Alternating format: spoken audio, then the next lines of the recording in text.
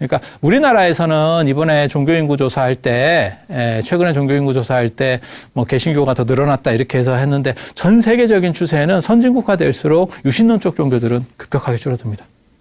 그런데 굉장히 재밌는 거는 명상이라고 하는 부분이 지금 우리나라에서 가장 지금 붐을 일으키는 것 중에 하나예요.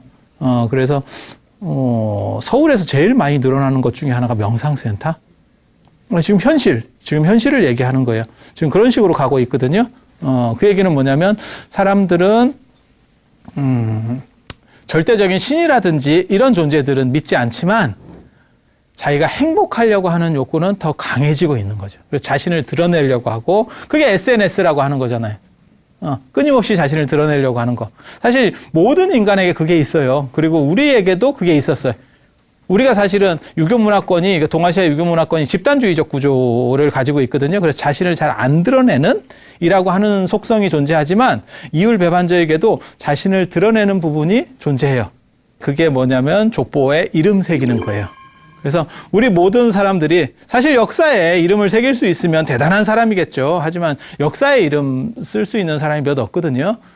그래서 제가 그런 얘기 하는데, 지금 볼 때는 역사책에 별 볼 일 없게 나오는, 한두 줄 나오는 사람도 진짜 그 당시에는 대단한 사람들이다.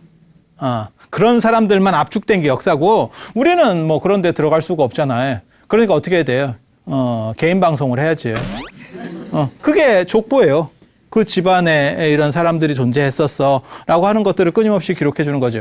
그러니까 지금 뭐 인스타그램을 하고 뭐 SNS를 하고 무슨 유튜브에서 개인 방송하고 다 비슷한 속성이 유전된다라고 보시면 돼요. 그래서 개인을 드러내고 개인이 어떻게 보면 행복하고 사실 그 정신이 부처님이 출가하시는 정신, 그 다음에 그 당시 시대가 그랬어요. 그래서 지금 여러분 자녀분들 세대하고 부처님 세대하고 거의 비슷한 사고방식이 공유된다고 보시면 굉장히 놀랄 거예요.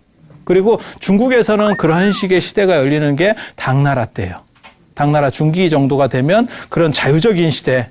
그 다음에 그렇게 되면 뭐가 기반이 돼야 되냐면 일단 경제력이 기반이 돼야 돼요. 사실 여러분들이나 안 그러면 여러분 윗세대 어른들이 고생을 진짜 칙싸게 하셔가지고 그냥 한 것도 아니고 진짜 막 칙싸게 해가지고 이 나라를 맨 밑에서 지금까지 올려놓은 거예요. 그거는 전 세계적으로 없는 대단한 일입니다. 그렇게 힘들게 해놓은 거예요.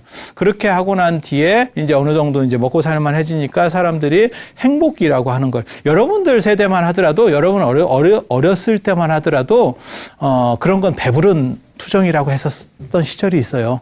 그리고 실제로 뭐 조깅하고 이런 거 처음에 무슨 공원 같은데 안 그러면 저거 뭐야 한강 옆에 이렇게 뚝 같은데 거닐고 있고 이러면 저거 뭐 밥 꺼진다고 하고 그러던 시절들도 있었어요. 저게 무슨 쓸데없는 짓이래 라고 말하던 시절을 어렸을 때 여러분도 봤고 저도 봤었던 거예요. 그런 데서부터 시작해서 지금은 뭐 이제는 어떻게 보면 살이 평생의 적인 시절이 된 거고 이게 살과의 전쟁, 그죠?